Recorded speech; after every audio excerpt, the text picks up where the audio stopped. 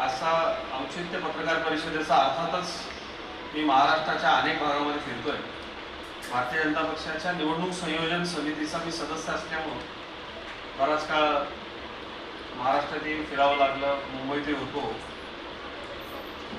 पण निवडणूक संयोजन समितीचा सदस्य म्हणून ज्यावेळेला मी माझ्या पक्षाचं काम पाहत होतो तेव्हा दरवर्षी आम्ही विजयाच्या जवळ चाललेलो आहोत असं मला विश्वास होता. या पत्रकार परिषदेला उपस्थित असलेले माझे सर्व पत्रकार बंधू, आपल्या तालुक्यामध्ये पत्रकारिता करणाऱ्या भगिनींची संख्या नाही आहे, ती थोडीफार वाढली पाहिजे किंवा आली तरी पाहिजे या इच्छेसह आपल्या सगळ्यांना परत एकदा शुभेच्छा. माझे बंधू साहेबराव राठोड, बाजार समितीचे उपसभापती, युवा मोर्चाचे तालुका अध्यक्ष आणि आमचे बंधू गोरख राठोडजी यांच्यासह मी भारतीय जनता पार्टी महाराष्ट्र प्रदेशाच्या वतीनं आपल्या सगळ्यांचं मनापासून स्वागत करतो. आजचा विषय अर्थातच मी उत्तर महाराष्ट्राच्या दौऱ्यात आहे. चाळीसगाव हे माझं मूळ गाव आहे आणि अतिशय आनंद मला या गोष्टीचा आहे की माझ्या पक्षाचे या ठिकाणचे अतिशय लोकप्रिय आमदार माझे सहकारी मंगेशजी चव्हाण यांनी इतकं चांगलं काम केलंय आणि माझ्या तालुक्याकरता झालेल्या या चांगल्या कामाच्या बदल्यात माझ्या तालुक्याच्या जनतेकडनं त्यांना मोठ्या संख्येनं मतं मागण्यासाठी म्हणून मी आपल्या माध्यमातून चाळीसगाव तालुक्यामधल्या जगभरात असलेल्या चाळीसगावकरांना मी एक विनंती करू इच्छितो की या निवडणुकीच्या निमित्तानं मतदान करायला आपण नक्की या. आपलं मत अजिबात वाया जाता कामा नये याची दक्षता आपण प्रत्येकाने घेतली पाहिजे. स्वर्गीय नानासाहेब उत्तमराव पाटलांपासून आमची भारतीय जनता पक्षाच्या साठीची म्हणून जी जबाबदारी आहे ती प्रत्येक वेळेला आमच्या तालुक्याने दाखवली आहे. आणि मला असं वाटतं की तरुण मतदारांनी विशेषतः जे मेट्रो सिटीजमध्ये आहेत, मुंबई पुण्यात आहेत, नाशिकला आहेत, संभाजीनगरला आहेत, परदेशात आहेत, त्यांनी आवर्जून मतदानासाठी यावं. भारतीय जनता पक्षाचे महायुतीचे उमेदवार मंगेश चव्हाण यांनी चाळीसगावचा जो कायापालट केलेला आहे तो त्यांनी पाहावा आणि भारतीय जनता पक्षाच्या उमेदवाराला, महायुतीच्या उमेदवाराला विजयी करण्यासाठी मतदान करावं. विजय तर आमचा होणारच आहे 100%, परंतु चाळीसगावच्या विधानसभेत आम्हाला अधिकाधिक मताधिक्य मिळालं पाहिजे यासाठी आम्ही प्रयत्न करतो. मला असं वाटतं या तालुक्यामध्ये ज्या राजकीय घडामोडी मागच्या काळामध्ये घडल्या आपण सगळे त्याचे साक्षीदार आहात. त्यामुळे चाळीसगावकरांना निश्चितपणानं माहिती आहे की विकास करणारा नक्की कोण आहे, फक्त नुसते आरोप करणारा कोण आहे. माझे आमदार, माजी खासदार यांनी 10 वर्षाच्या काळामध्ये त्याच्याचा दावा करतात की मी उच्च शिक्षित आहे, उच्च शिक्षित आहे. आपल्या उच्च शिक्षणाला साजेशा काही असं काम त्यांनी केलंय असं मला वाटत नाही.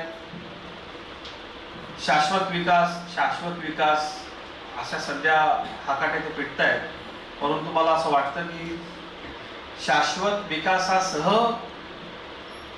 जो दिसतोय डोळ्याला तो विकास इतका सुखावह आहे आणि तो आम्ही प्रयत्नपूर्वक केलेला आहे. आणि त्यांनी म्हणजे लोंढे वरखेडे असेल किंवा बाकी इतर प्रोजेक्ट्स असतील, नॅशनल हायवेज असतील, हायवे असतील, आपण सगळे पत्रकार आहात, आपल्यालाही माहिती आहे कोणाच्या काळामध्ये काय मंजूर झालंय.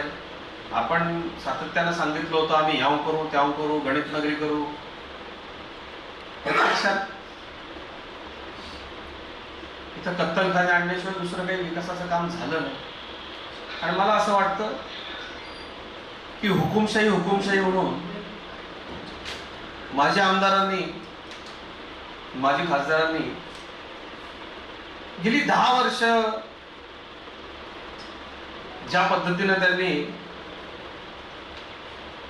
कारभार केला, मग त्यावेळेला ही हुकुमशाही कुठे गेली होती. मला असं वाटतं आपण पत्रकार बंधूंनी विचारलं पाहिजे त्यांना. आता तुम्ही ज्यांच्या सोबत आहात त्यांच्यावरतीच तुम्ही आरोप केले होते की एका कुटुंबाची दहशत आहे, ती प्रत्यक्षात मग होती का आणि मग ती मागची काही वर्ष कुठे गेली होती. म्हणजे स्वतःचीच वक्तव्य इतकी सगळी विरोधाभासी आहे. माझ्या शहराला व्यापाराची मोठी परंपरा आहे आणि व्यापारी वर्गाच्या साठी म्हणून अनेक चांगले निर्णय, महत्त्वाचे निर्णय आम्ही नुसतं चाळीसगाव म्हणून नाही तर राष्ट्रीय पातळीवरती व्यापारी बंधूंच्या हिताचे निर्णय घेण्याकरता म्हणून भारतीय जनता पक्षाची धोरणं आहेत. कुणाला तरी घाबरवायचं, भीती दाखवायची आणि त्या भीतीतनं आपला काही फायदा होतोय का हे आता त्यांनी बंद केलं पाहिजे. मागच्या 10 वर्षात आपण स्वतः सत्तेत असताना काय व्यापारी बंधूंसाठी माझ्या केलं हे त्यांनी सांगितलं पाहिजे. खरं तर स्वतः आपण काय आणलं, एक कत्तलखाना आणला, त्या व्यतिरिक्त आपलं काय योगदान आहे याचा देखील आपण अतिशय गांभीर्याने विचार केला पाहिजे.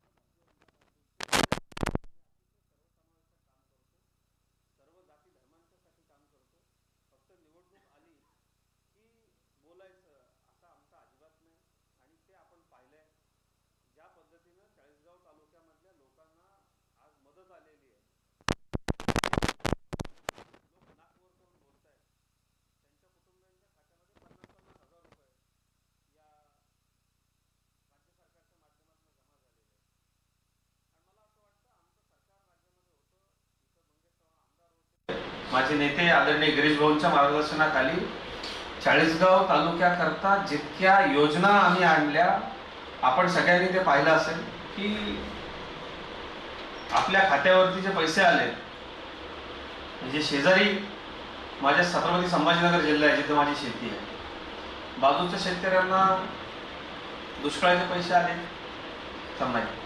या तालुक्यामध्ये सर्वाधिक मदत राज्य सरकारच्या माध्यमातून आणण्याचं काम आम्ही केलं, याचा मला अभिमान आहे. मला या निमित्तानं आपल्याला इतकं सांगायचं की ज्या पद्धतीनं ते आता सध्या एक गोष्ट बोलतायत, मी बघितलं 2 दिवसात, शाश्वत विकास, 231 कोटी रुपयांची पाणी पुरवठा योजना आमदार मंगेश चव्हाण यांच्या माध्यमातून आणली आहे. हा शाश्वत विकास नाहीये का? शेतकऱ्यांसाठी लोंढे वरखेडे बॅरेजमधनं 612 कोटी रुपयांचा बंदिस्त कालवा आणण्यात आलेला आहे. हा शाश्वत विकास नाहीये का? ज्या पद्धतीनं दळणवळण आणि आसपासच्या पायाभूत सुविधांचा विकास झाला, त्याच्यासाठी शेकडो कोटी रुपये लागले, हा काही शाश्वत विकास नाहीये का? मला असं वाटतं लोंढे वरखेडे बॅरेज करता माझे नेते आदरणीय गिरीश भाऊंच्या मार्गदर्शनाखाली आमदार मंगेश चव्हाण यांनी जे प्रयत्न केले त्यातनंच हे शक्य झालेलं आहे. आपण पत्रकार आहात, आपल्याला सर्व शासकीय पाठपुरावा कसा होतो हे चांगलं माहिती आहे. त्यामुळे कोट्यवधी रुपयांची ही कामं आणि ज्या पद्धतीनं चाळीसगाव तालुक्यामध्ये एक शासकीय इमारतींचं हब उभं राहिलं, सर्व शासकीय कार्यालय एका ठिकाणी आली, शहरातल्या रस्त्यांचं कॉन्क्रिटीकरण झालं, माझ्या जन्माच्या शहरामध्ये झालाय, मुख्य चौक इतक्या वाईट स्थितीमध्ये होते, ते सगळं आज बदललंय. मला असं वाटतं आमच्या पक्षाचे आमदार मंगेश चव्हाण यांच्या कारकिर्दीमधलं हे सगळं झालेलं आहे. आणि मंगेश पर्व नावाचा आम्ही काय विकास केलेला आहे त्याची ही पुस्तिका चाळीसगाव तालुक्यात आम्ही घरोघरी आमच्या सर्वसामान्य मतदारांपर्यंत पोहोचवलेली, त्यातनं आम्ही केलेलं काम बोलतोय.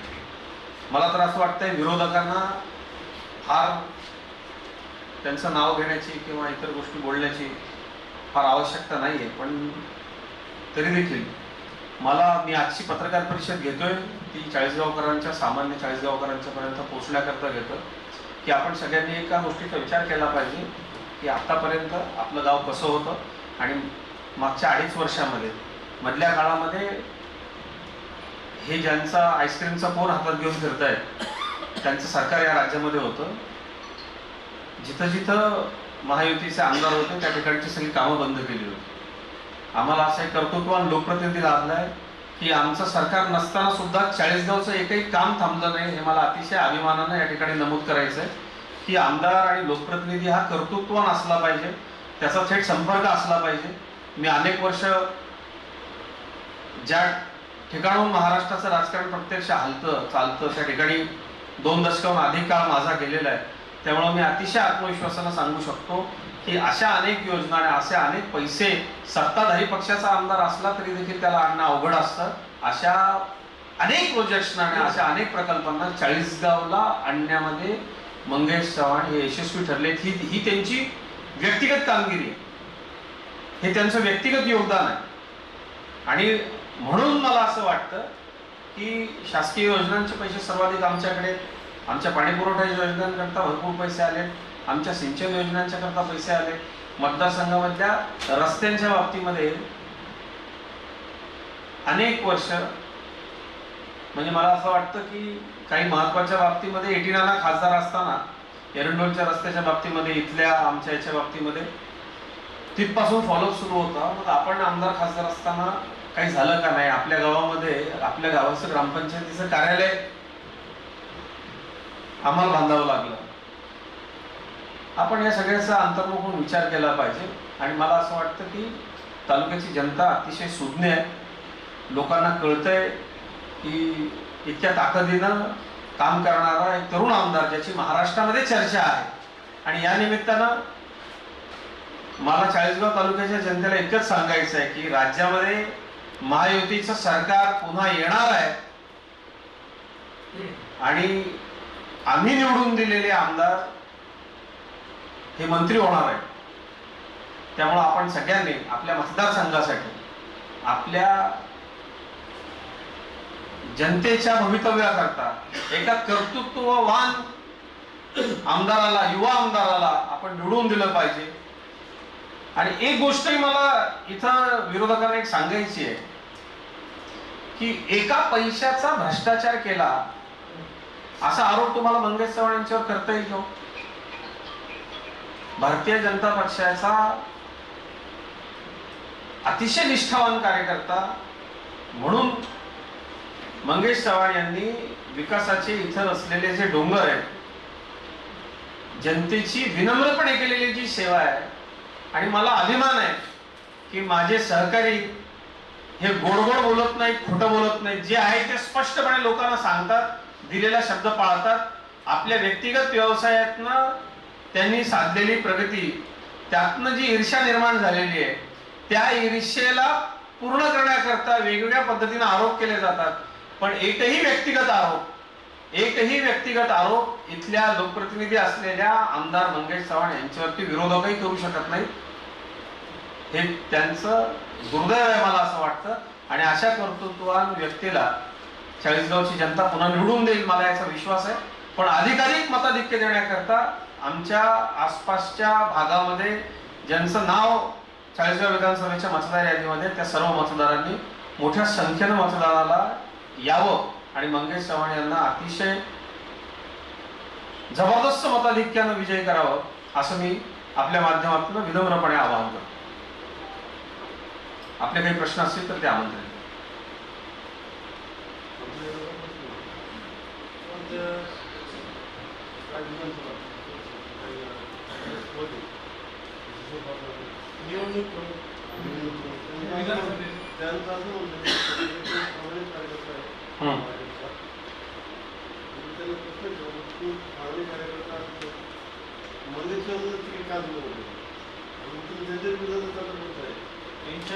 त्यांनी मतदान करायचे ना म्हणजे त्यांचं काम करणार नाही आणि त्यांना मागण्यासाठी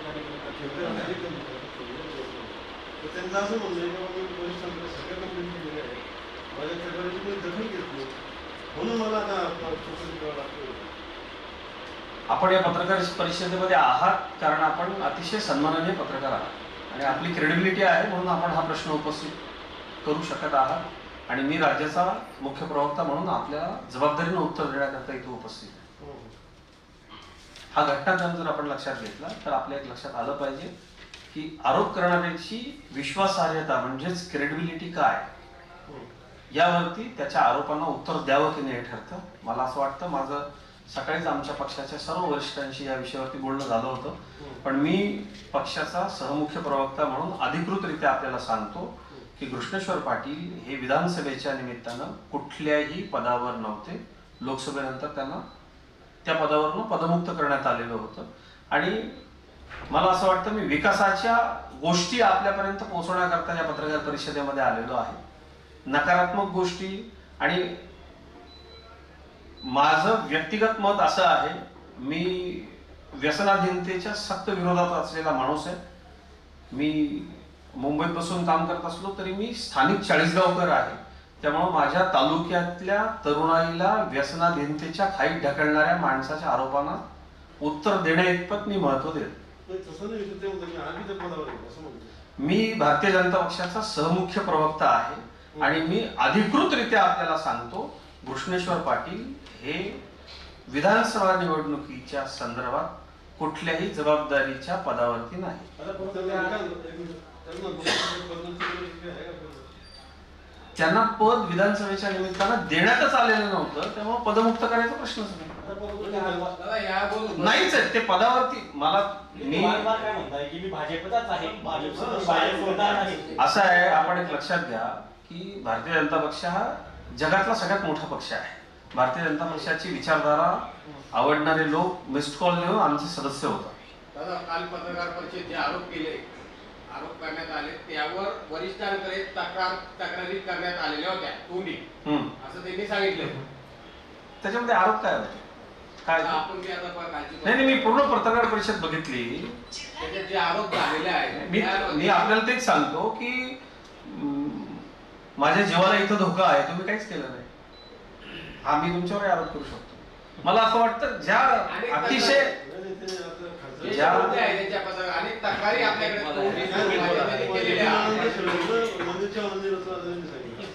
आपण एक गोष्ट लक्षात घेतली पाहिजे की या पत्रकार परिषदेचं टायमिंग काय आहे, ही पत्रकार परिषद कधी घेतली गेली आणि ती कुणाच्या पेजेसवरून अपलोड करण्यात आली. मला असं वाटतं पक्षाच्या विरोधात काम करून मी पक्षनिष्ठ आहे असं सांगणाऱ्या माणसाच्या विश्वासार्हतेबद्दल न बोललेलं बरं. नाही, मी आपल्याला तेच सांगितलं ना, मी भारतीय जनता पक्षाचा अतिशय जबाबदार पदाधिकारी आहे. याच्या संदर्भात माझं वरिष्ठांशी बोलणं झालेलं आहे. ज्या पद्धतीनं त्यांनी आरोप केले, पत्रकार परिषद घेतली, त्याचं टायमिंग आपण बघितलं निवडणुकीच्या तोंडावरती, ती कुणाच्या पेजेसवरून व्हायरल झाली, ते कोणी कोणी फॉरवर्ड केली, हे जर आपण बघितलं तर ते अगदी स्पष्ट होतंय. मला असं वाटतं निवडणुकांच्या तोंडावरती व्यक्तिगत स्वार्थासाठी एखाद्याच्या हातचं बाहुलं बनवून आरोप करणाऱ्या माणसाला नैतिक दृष्ट्या मी पक्षाचा एकनिष्ठ आहे असं म्हणता येईल. मी आपल्याला स्पष्टपणे सांगितलं की त्यांना विधानसभेच्या निमित्तानं कुठलं पद दिलेलंच नव्हतं. ते लोकसभेच्या निमित्तानं, विधानसभेच्या निमित्तानं ते कुठल्याच पदावरती नव्हते. त्यामुळं फार त्या काही गोष्टीला सिरियस. आणि एक गोष्ट आहे, मला सांगा, तुम्ही तालुक्यातले आहात, मी तालुक्यामधला आहे. आपण एक गोष्ट लक्षात घेतली पाहिजे की काय गोष्टी सिरियस घ्यायच्या. दादा, पक्ष विरोधी त्यांनी जी भूमिका मांडली किंवा पक्षाच्या विरोधी त्यांचे काम सुरू आहे, त्याच्यावर पक्ष येणाऱ्या काळात माझं याच्या संदर्भामध्ये पक्षाच्या वरिष्ठांशी अतिशय गांभीर्यानं बोलणं झालंय. परंतु बऱ्याच गोष्टी अशा असतात की निवडणुकीच्या वेळेला आधी निवडणूक महत्वाची असते आणि आपल्या घरी एखादं कार्य जेव्हा असतं त्या कार्यामध्ये आपल्या जर एखाद्या नातेवाईकानं तमाशा केला, भांडण केलं, तर आपण त्याच वेळेला तिथे कुठली तातडीची कार्यवाही करतो का? तसाच हा प्रकार आहे. आणि मला असं वाटतं जे भारतीय जनता पक्षाशी खरंच एकनिष्ठ आहे. मुद्दा कुठं होतो माहितीये का की मी भारतीय जनता पक्षाचा एकनिष्ठ, मी भारतीय जनता पक्षाचा एकनिष्ठ, आणि पक्षासाठी तुम्हाला थोडासाही त्याग करण्याची वेळ आली की तुम्ही पक्षाची गावभर बदनामी करता. ज्यांना पक्षानं आमदारकी दिली, खासदारकी दिली, ज्या गिरीश महाजनांमुळे महाराष्ट्रात नाव झालं, त्या लोकांनी खरं तर चाळीसगाव तालुक्याच्या भूमीमध्ये अशा पद्धतीची बेईमानी नाही. चाळीसगाव तालुका हा उत्तर महाराष्ट्र हा भारतीय जनता पक्षाशी एकनिष्ठ आहे आणि हे निवडणुकीत सुद्धा दिसलं. इथला मतदार जो आहे अतिशय विचारी मतदार आहे आणि मला भारतीय जनता पक्षाचा कार्यकर्ता म्हणून इतका अभिमान आहे की जंग पछाडून सुद्धा लोकसभेच्या निमित्तानं आपली लायकी काय हे लोकांनी ज्यांना सांगितलं त्यांचा उत्साह अजूनही कमी होत नाही. मला याचं इतकं आश्चर्य वाटतं. म्हणजे काल परवाच काही ठिकाणी असे प्रकार घडले की मी महाराष्ट्राच्या सार्वजनिक जीवनातून निवृत्ती घेतली असती माझ्याबद्दल जर असं काही घडलं असतं तर. इतकं लोकांनी नाकारल्यानंतर पण 2 हाना पण बाजीराव म्हणा ही जी काय खुमखुमी आहे ही जिरत नाही. मला याचं खूप आश्चर्य वाटतं. प्रकार काय घडलाय तो पत्रकारांनी निश्चित शोध घ्यावा आणि तो चौकटीत छापावा म्हणजे आपली पात्रता काय आहे हे संबंधितांना कळेल असं मला वाटतं. त्यांनी त्या ठिकाणी आमदार ज्या ठिकाणी पंढरपूरची वारी लावतात किंवा रायगडाची वारी लावतात त्याच्यावरती त्यांनी टीका केली होती. अनितीच्या पासून त्या ठिकाणी वारी घडवतात त्यांनी आरोप केलेला आहे. मी आपल्याला पत्रकार परिषद सुरू करतानाच सांगितलं की मंगेश चव्हाण यांनी मतदारसंघामध्ये एखाद्या कामामध्ये मोठा भ्रष्टाचार केला, पैसे खाल्ले आणि ते पैसे व्यक्तिगत गोष्टीसाठी वापरले अशा पद्धतीचा एक आरोप करणारा माणूस तरी चाळीसगाव विधानसभा मतदारसंघात आणून माझ्यासमोर उभं करा. या महाराष्ट्राचा आराध्य दैवत असलेले छत्रपती शिवाजी महाराजांच्या रायगडावरती दर्शन घ्यावं ही प्रत्येकाची इच्छा असते. पंढरीच्या वारीला जावं ही महाराष्ट्राच्या गरीबातल्या गरीब मातापित्याची इच्छा असते आणि आपल्याकडे शिवरायांचा रायगड आणि पंढरपूर हे सर्वोच्च तीर्थक्षेत्र आहे आपले आणि त्या तीर्थक्षेत्रांना इतरांना घेऊन जाणं हे पुण्यप्रद समजलं जातं. या पुण्याच्या कामामध्ये ज्यांना पाप दिसतं त्यांच्या मनामध्ये किती नीचता आहे हे आत्म स्पष्ट होतं. दादा, नगरसेवक बाळासाहेब मोरे यांची फोन झाल्यानंतर त्यांना ज्या लोकांनी मदत केली त्यांना आपल्या पक्षात घेण्यात आलं असा देखील आरोप भूषणकर पाटील यांनी केलेला आहे. बघा मला असं वाटतं बाळूभाऊंच्या कुटुंबाशी आमचे अनेक वर्ष जुने संबंध. माझ्या ज्येष्ठ बंधूंचे ते मित्र होते आणि त्या संपूर्ण प्रक्रियेमध्ये म्हणजे अगदी त्यांचं निधन झाल्यानंतर सुद्धा आम्ही तिथे सगळे उपस्थित होतो, आम्ही होतो आणि आमच्या सगळ्यांकरता हा खूप व्यक्तिगत अतिशय वाईट प्रसंग होता. कारण मी तर अगदी लहानपणापासून माझ्या बंधूंच्या सोबत त्यांचे भाऊ माझे भाऊ हे गेल्या अनेक दशकांचे मित्र आहेत. मला असं वाटतं एखाद्या दुःखद गोष्टीचं अशा पद्धतीचं अश्रू काढून राजकारण करणं जेव्हा माणसाच्या हातामध्ये काहीच नसतं आरोप करायला तेव्हा एकतर तो क्रोधानं वेडा होतो किंवा त्याच्या डोळ्यामध्ये अश्रू येतात. मला असं वाटतं की हे सन्माननीय वहिनींच्या करता खूप वेदनादायी असेल. कुठल्याही गेलेल्या व्यक्तीच्या बाबतीत त्याच्या मृत्यूच्या बाबतीमध्ये आपल्याकडे काही सबळ पुरावे नसतील किंवा ठोस कारण नसेल तर अशा पद्धतीनं सार्वजनिकरित्या त्याच्या मृत्यूच्या बाबतीत दुर्लक्ष केलं म्हणून ते घडलं. खरं तर आपल्या सगळ्यांनाही ते माहिती आहे की नेमकं काय होतं, ते सगळं कसं आहे आणि त्याच्यानंतर सुद्धा काय घडलं. म्हणजे ज्या अविचारी लोकांच्या मी खरं तर छोट्या मुलांच्या असं मी म्हणेन की भांडणातनं हे सगळं घडलं त्यानंतर हे काय घडलं हे पत्रकार म्हणून तुम्हालाही माहिती आहे, मलाही माहिती आहे आणि ते थांबवता आलं असतं का तर ते निश्चित थांबायलाच पाहिजे होतं किंवा ते असं व्हायला नको होतं. परंतु मला असं वाटतं कुठल्याही लोकप्रतिनिधी, पोलीस, वरिष्ठ पोलीस अधिकारी यांना असं वाटत नाही की आपल्या हद्दीमध्ये असं काहीतरी व्हावं किंवा आपल्या गावामध्ये असं काहीतरी व्हावं. त्याच्यामुळे मला असं वाटतं अशा पद्धतीचे आरोप हे कुटुंबियांच्या करता दुर्दैवी आहे. कारण त्या कुटुंबाशी माझेही संबंध आहेत. त्यामुळं मला वाईट वाटलं कारण त्याच्यात सबळ असं काय म्हणजे ठोस असं घडू द्यावं असं कुणाला तरी वाटेल का. म्हणजे आपला शत्रू जरी असला आणि असे संस्कार मला असं वाटतं भारतीय जनता पार्टीच्या कार्यकर्त्यांना आणि ते तर आदरणीय वहिनी आमच्या पार्टीच्या नगरसेविका भाऊ आमच्या सोबत असं सगळं असताना आम्ही असं का करू किंवा असं दुर्लक्ष का होईल किंवा आपण पत्रकार म्हणून आपण विचार करा. मला जर आपण एखादी गोष्ट सांगितली आणि एखाद्या माणसानं जर ठरवलंच असेल की मला हे करायचंच आहे तिथं माझा सक्का भाऊ असला तरी मी त्याला वाचवू शकतो का. आणि मला असं वाटतं की इतर कुठले आरोप असे ठोस करायला नसल्यामुळं अशा व्यक्तिगत एखाद्याच्या कुटुंबात घडलेल्या दुःखद घटनेला सार्वजनिक जीवनामधल्या राजकारणामध्ये आणू नये आपल्या शहराची ती परंपरा नव्हती, पण मी खरंच तुम्हाला सांगतो की मागच्या काही वर्षामध्ये या तालुक्याच्या सार्वजनिक जीवनामध्ये दोन्ही बाजून पातळी सोडून जर काही घटना घडत असतील तर त्या लोकांना आवडत नाही. त्यामुळं सार्वजनिक जीवनामधल्या सर्वपक्षीय कार्यकर्त्यांनी, आमच्या पक्षाचे कार्यकर्ते असतील त्यांनी सुद्धा, कारण भारतीय जनता पक्षाची संस्कृती आम्ही पाळली पाहिजे आणि लोकांना हे दादा आवडत नाही. त्यामुळं लोक याचं मतदानात योग्य उत्तर देतील. आणि मला असंही वाटतं की ज्यांना राजकारण करायचं आहे ना, ज्यांनी पत्रकार परिषद घेतली त्यांनी समोरासमोर राजकारण केलं पाहिजे, ते लोकांना जास्त आवडतं. अशा पद्धतीनं एखाद्याच्या कुटुंबाचं एखाद्या विषयामध्ये नाव घेऊन विशेषतः त्यांच्या कुटुंबियांना याचा किती मानसिक त्रास होईल हे आपले जर जवळचे संबंध आहेत ते आपल्याला कळलं पाहिजे, म्हणजे ते विषय टाळता आले पाहिजे. मलाही बरेच गोष्टी माहिती आहेत. म्हणजे मला तर आता माजी खासदार महोदयांना मी नेहमी प्रश्न विचारतो की का भारतीय जनता पार्टीचं तिकीट आपल्याला दिलं नाही. म्हणजे खरोखर आपल्याला जर नेता कसा असावा, सार्वजनिक जीवनामध्ये साधन सुचिता कशी जपली पाहिजे याचं उत्तम उदाहरण म्हणजे माझे नेते आदरणीय गिरीश भाऊ महाजन. आजही भाऊंनी काही गोष्टी सांगितल्या नाहीत आणि मलाही त्या बोलायच्या नाही, कारण काहीतरी सार्वजनिक जीवनामध्ये आपण मर्यादा पाळली पाहिजे. ती मर्यादा पाळणारा मी कार्यकर्ता आहे, पण त्यांनी कधीतरी चाळीसगाव तालुक्याच्या जनतेला हे उत्तर दिलं पाहिजे.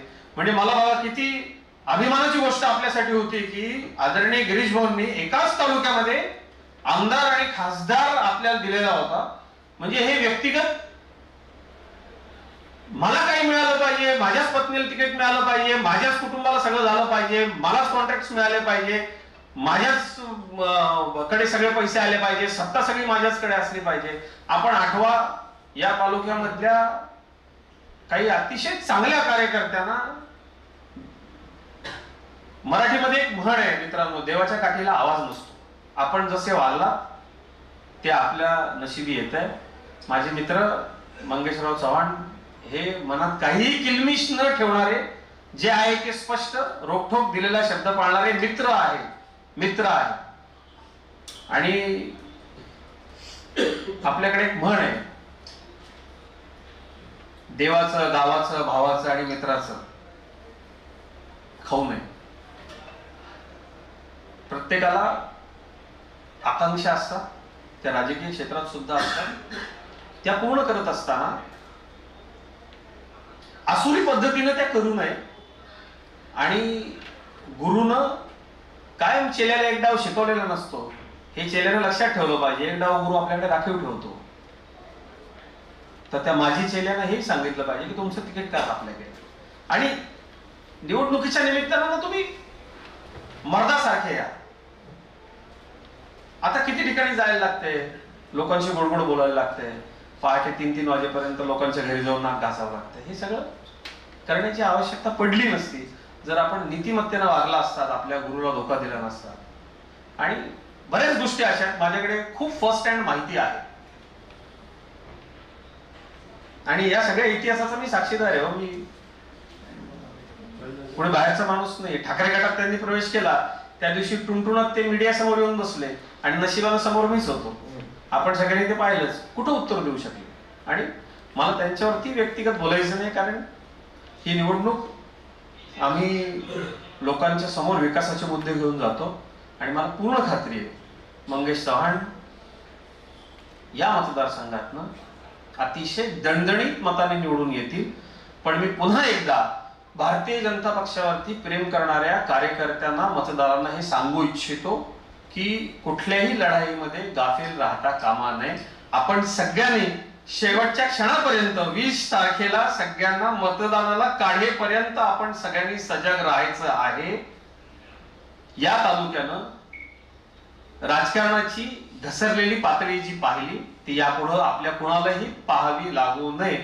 या सदिच्छांसह मला विरोधकांना इतकंच सांगायचं आहे की आपण जर स्टेटसना आरोप करा, खूप पातळी सोडून खाली जाण्याचा प्रयत्न करू नका. आपल्या तालुक्याची ती संस्कृती नाही. ठीक, थँक्यू.